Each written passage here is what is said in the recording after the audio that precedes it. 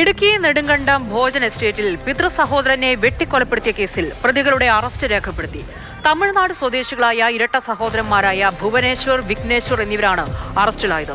പിതൃ സഹോദരനായ മുരുകേശനെയാണ് സ്വത്ത് തർക്കത്തെ തുടർന്ന് ഇരുവരും കൊലപ്പെടുത്തിയത്.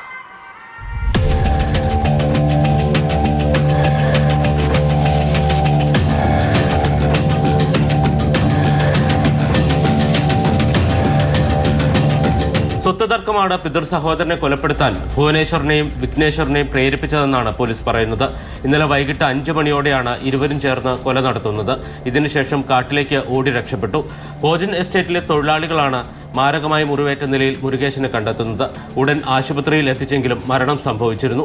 കാട്ടിലൂടെ തമിഴ്നാട്ടിലേക്ക് കടക്കാനായിരുന്നു പ്രതികളുടെ പദ്ധതി. തമിഴ്നാട് വനമേഖലയിലൂടെ ഇവർ തേവാരത്തേക്ക് കടക്കാൻ ശ്രമിച്ചെങ്കിലും വഴിയിൽ കാട്ടാനയുടെ സാന്നിധ്യം തിരിച്ചടിയായി. ഇതിനിടയിൽ പോലീസും നാട്ടുകാരും പ്രതികൾക്ക് വേണ്ടി തിരച്ചിൽ ആരംഭിച്ചിരുന്നു.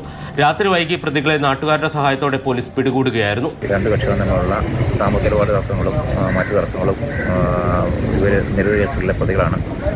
പ്രകാരമുള്ള തർക്കങ്ങളും മറ്റുമാണ്. പ്രതികളെ പ്രകാരം പിതാവിൻ്റെ സഹോദരനുള്ള വൈരാഗ്യത്തിലേക്കും ഈ കുറ്റകൃത്യത്തിലേക്ക് നയിച്ച് ചോദ്യം ചെയ്യലിൽ പ്രതികൾ കുറ്റം സമ്മതിച്ചതായി പോലീസ് പറഞ്ഞു.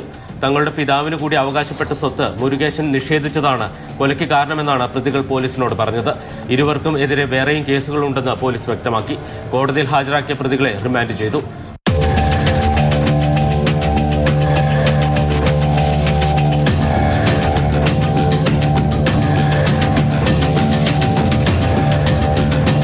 മാതൃഭൂമി ന്യൂസ്, ഇടുക്കി.